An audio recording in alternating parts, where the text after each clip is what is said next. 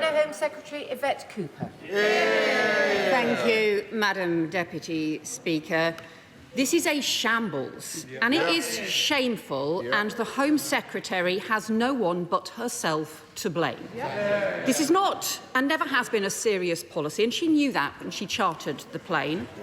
She knew that among the people she was planning to send to Rwanda on this plane were torture and trafficking victims. She knew she didn't have a proper screening process in place. She knew that some of them might be children. So can she confirm it was the Home Office itself that withdrew a whole series of these cases on Friday and yesterday because they knew there was a problem with these cases, that even without the European Court of Human Rights judgment, she was planning to send a plane with just 7 people on board because she'd had to withdraw most of the cases at the last minute.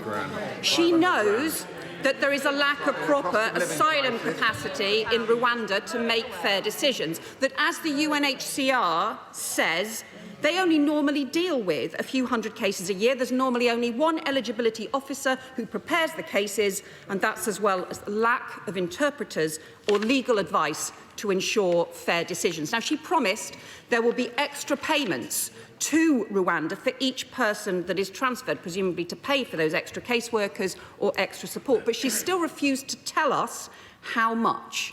So what is she hiding? Will she tell us now how much she promised Rwanda for each of the people she was planning to send yesterday, and how many Rwandan refugees she promised to take in return?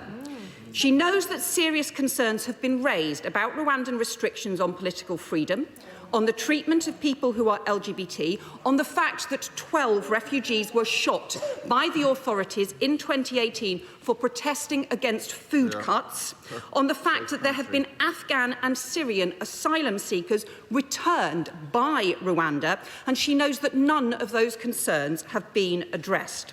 She knows too that the policy will not work. We need action to tackle dangerous criminal gangs who are putting lives at risk. But she knows that her policies won't achieve that, and that is not their objective. Because if it was, she would not have asked the National Crime Agency, whose job it is to target the criminal gangs, to draw up 20% staff cuts. That is potentially 1,000 people being cut from the organisation that works to tackle the gangs. So can she confirm, has she asked the NCA to draw up plans for staff cuts? If she was serious, she would be taking seriously the fact that the Israel-Rwanda deal ended up increasing criminal people trafficking and smuggling, and that her plan risks making things worse. And if it was, she would be working night and day to get a better joint plan with France to crack down on the gangs and to stop the boats being put into the water in the first place. But she isn't, because her relationship with French ministers has totally broken down.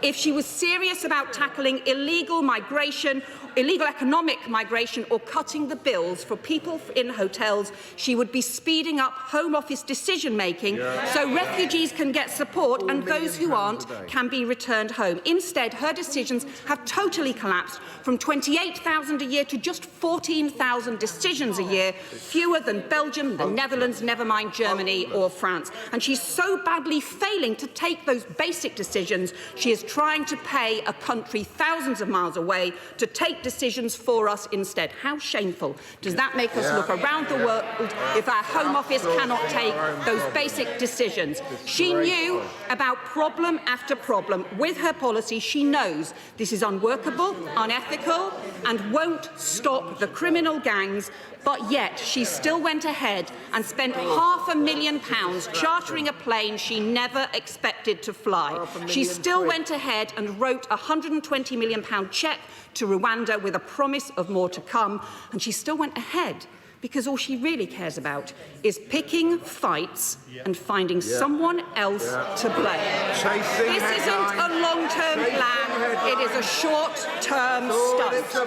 Everyone can see it. It's not serious policy, it's shameless posturing, and she knows it. It's not building consensus, it's just pursuing division. It is government by gimmick. It's not in the public interest, it's just in their political interest. And what are they prepared to trash along the way? People's lives, our basic British values of fairness, decency and common sense, and the reputation of our nation. Our country is better than this. We've a long tradition of hard work and stepping up to tackle problems, not to offload them, to tackle the criminal gangs who put lives at risk, and to do right by refugees. That is what she should be doing now, and not this shambles that is putting our country to shame.